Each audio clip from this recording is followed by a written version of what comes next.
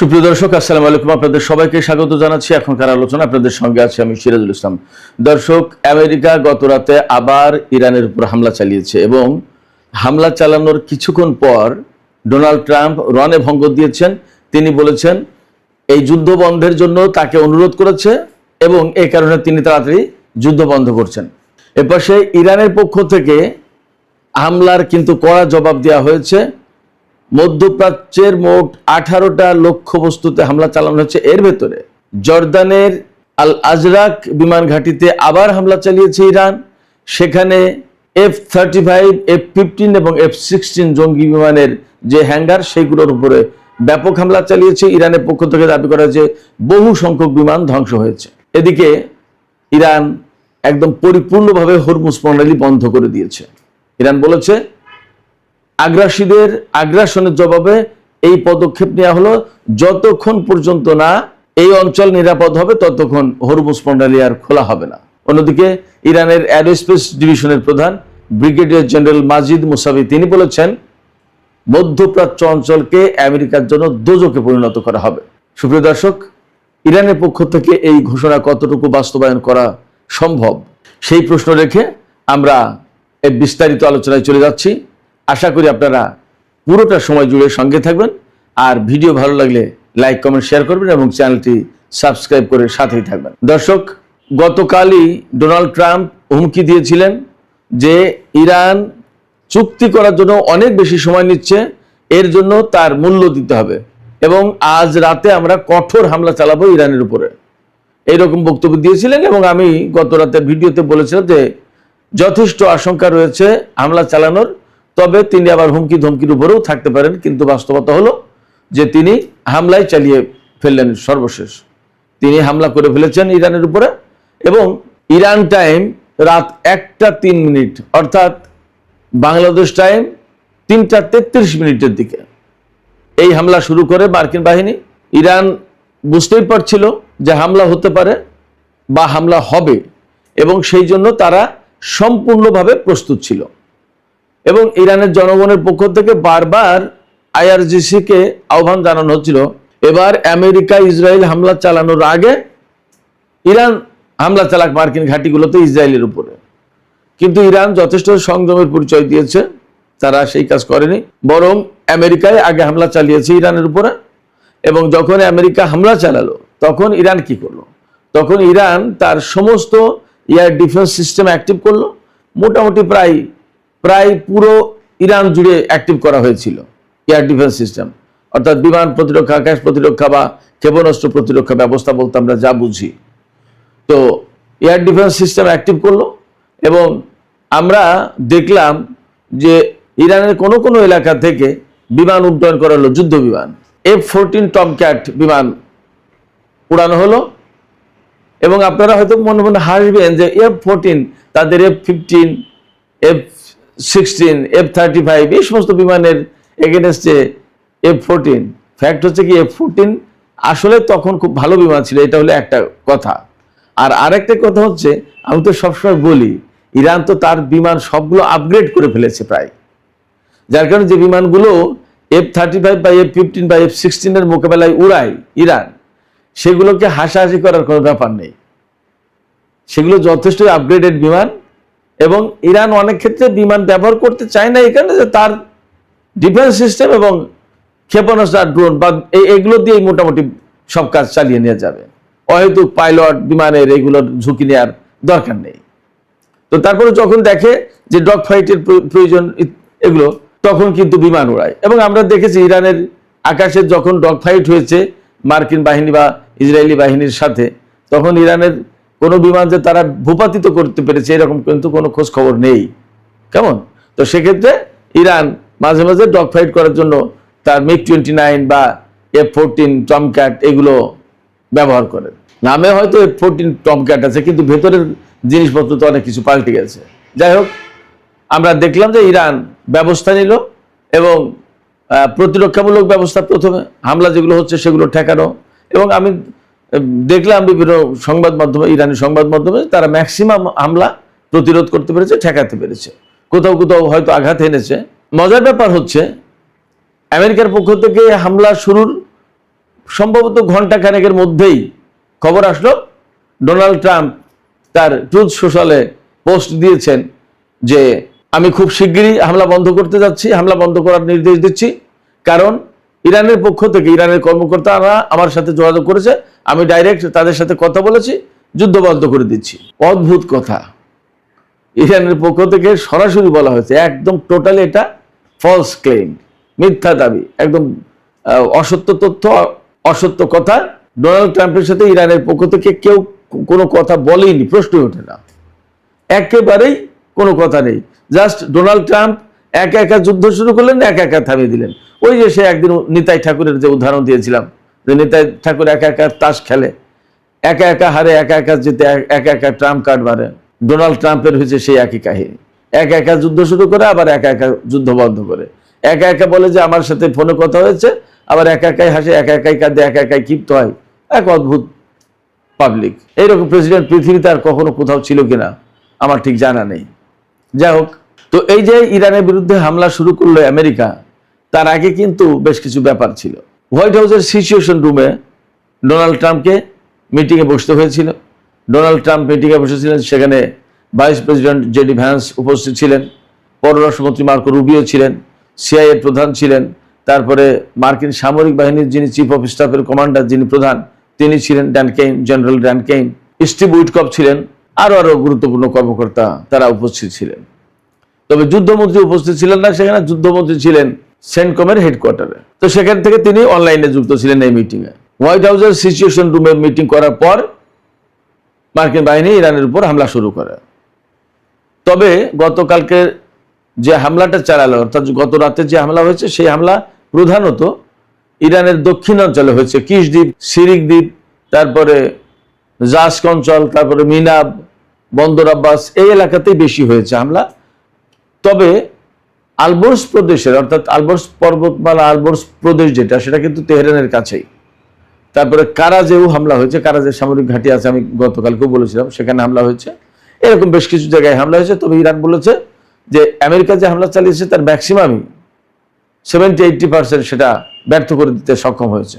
এদিকে ইরানের পক্ষ থেকে গণদাবি ছিল, জনগণের পক্ষ থেকে আর কি, যে আমেরিকার উপর ব্যাপকভাবে হামলা চালানো হোক। তো আলটিমেটলি ইরানি বাহিনী প্রাথমিক যে হামলার যে ঘটনা, ওয়েব যেটা, সেই ওয়েবটা ঠেকিয়েছে। হামলার ওয়েবটা ঠেকিয়ে দিয়ে তারপরে তারা নিজেরা এবার শুরু করলো এবং ইরানের পক্ষ থেকে ঘোষণা দেওয়া হলো যে ডোনাল্ড ট্রাম্প যুদ্ধবিরতি ঘোষণা করলেও আমরা প্রতিশোধমূলক ব্যবস্থা নেবই, এবং তারা ঠিকই হামলা চালালো। প্রধানত হামলা চালিয়েছে কুয়েত, বাহরাইন এবং জর্দানের বিমান ঘাঁটিতে। কুয়েতের আলী আল সালেম এবং আরেকটা বিমান ঘাঁটি, সেখানে প্রচন্ড রকমের হামলা চালিয়েছে, একদম প্রচন্ড রকমের। এরপরে বাহরাইনের একটি বিমান ঘাঁটি এবং মার্কিন পঞ্চম নৌবহরের ঘাঁটি, এই দুটোতে হামলা চালিয়েছে। আর জর্দানের আপনার আল আজরাক বিমান ঘাঁটি, সেখানে ব্যাপক হামলা চালিয়েছে, এবং এখানেই মূল ক্ষতিটা হয়েছে আমেরিকার। আইআরজিসি বলেছে যে আমরা আল আজরাক বিমান ঘাঁটিতে মার্কিন F-35, F-16 এবং F-15 এই সমস্ত বিমান যে সমস্ত হ্যাঙ্গারে রাখা ছিল, সেইগুলো টার্গেট করে করে হামলা চালিয়েছে এবং সুনির্দিষ্ট লক্ষ্যবস্তুতে হামলা হয়েছে, আঘাত এনেছে। এবং আমরা ভিডিওতে দেখেছি, কতগুলো ভিডিওতে দেখলাম, সামাজিক যোগাযোগের মাধ্যমে ছড়িয়ে পড়া ভিডিওতে। আমি যদি আপনাদেরকে ভিডিও দেখাতে নাও পারি, তাহলে মোটামুটি একটা আইডিয়া দেওয়ার চেষ্টা করছি। ইরানের যে ক্ষেপণাস্ত্র ছোড়া হয়েছে, আল আজরাক বিমান ঘাঁটিতে আঘাত আনতে যাচ্ছে, এরকম 4টা ক্ষেপণাস্ত্রের এগেনস্টে আমেরিকা পেট্রিয়ট ক্ষেপণাস্ত্র প্রতিরক্ষা ব্যবস্থা থেকে 8টা ক্ষেপণাস্ত্র ছুড়েছে, অর্থাৎ প্রতিটা ক্ষেপণাস্ত্রের এগেনস্টে 2টা ক্ষেপণাস্ত্র। কিন্তু দেখলাম যে অনেকগুলো ক্ষেপণাস্ত্র, পেট্রিয়ট ক্ষেপণাস্ত্র সোজা চলে গেল, ইরানি ক্ষেপণাস্ত্র ঠিকই নিচে নামতেছে, অর্থাৎ আঘাত হানছে, কিন্তু পেট্রিয়ট ক্ষেপণাস্ত্র সেগুলোকে বাধা দিতে পারলো না। পেট্রিয়ট ক্ষেপণাস্ত্রকে এড়িয়ে ইরানি ক্ষেপণাস্ত্র আঘাত হানলো। এবং ইরান প্রধানত এখানে ব্যালিস্টিক ক্ষেপণাস্ত্র ব্যবহার করেছে, খাইবার সেখান ক্ষেপণাস্ত্র, তারপরে ফাত্তা-2 সম্ভবত ব্যবহার করেছে, এই সমস্ত হাইপারসনিক ক্ষেপণাস্ত্র এগুলো ব্যবহার করেছে। তো এই 3 দেশে মোট 18টি লক্ষ্যবস্তুতে আঘাত এনেছে ইরান, এবং এই আঘাতগুলো কিন্তু খুব বড় মাত্রায়।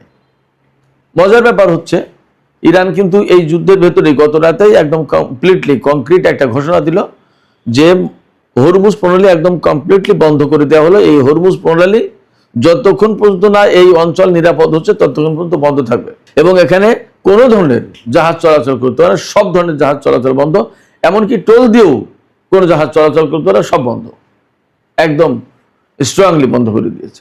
এরপরে ইরানের অ্যারোস্পেস ডিভিশনের প্রধান ব্রিগেডিয়ার জেনারেল মাজিদ মুসাভি তিনি বলেছেন, মধ্যপ্রাচ্য অঞ্চলকে আমেরিকার বাহিনীর জন্য একদম দোজখে পরিণত করা হবে। অর্থাৎ ইরান এখনই কিন্তু হামলা শেষ করে দিল না, বন্ধ করলো না, এবং আমেরিকার সাথে সমস্ত আলোচনা, সমস্ত কূটনৈতিক প্রচেষ্টা ভেঙে পড়েছে। নট অনলি দ্যাট, পাকিস্তানের পক্ষ থেকে ঘোষণা করা হয়েছে আমেরিকা এবং ইরানের মধ্যকার এই যে যুদ্ধবিরতি বা চূড়ান্ত চুক্তি করার যে বিষয়, এই ব্যাপারে তারা আপাতত না, তারা আর কোনো চেষ্টা চালাবে না, তারা তাদের প্রচেষ্টা এখানে সমাপ্তি ঘোষণা করলো। তার মানে পাকিস্তানের পক্ষ থেকে কূটনীতির আর কোনো জায়গা থাকলো না। যুদ্ধ বন্ধের পর ডোনাল্ড ট্রাম্প যে যুদ্ধ বন্ধের ঘোষণা দিল, বাস্তব কথা হচ্ছে যে তারপরেও কিন্তু যুদ্ধ চলেছে, তারপরেও অনেকক্ষণ হামলা চালিয়েছে আমেরিকা। ইরান সময় ভোর 4টারও পরে কারাজ এবং আলবর্জ প্রদেশের ওই দিকে হামলা চালিয়েছে, 4টারও পরে, তার মানে বাংলাদেশ টাইম তখন 6:30 বাজে। সেই সময় পর্যন্ত আমেরিকা হামলা চালিয়েছে, এবং এই হামলা শেষ হয়ে যাওয়ার পর ভোরের আলো যখন ফুটেছে তখন ইরান হামলা শুরু করেছে।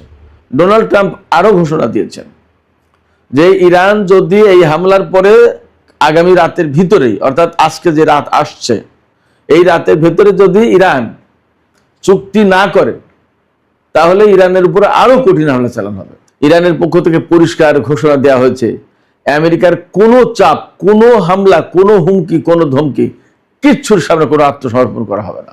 সবচেয়ে সংকট পড়েছে কোথায় জানেন? আমেরিকা, আমি সবসময় বলে আসছি, তারা হরমুজ প্রণালী একদম কোনো শর্ত ছাড়াই খুলে দেওয়ার কথা বলছে, আর পরমাণু কর্মসূচি বন্ধ করতে হবে, ইউরেনিয়ামটা দিয়ে দিতে হবে, এই শর্ত মানতে হবে।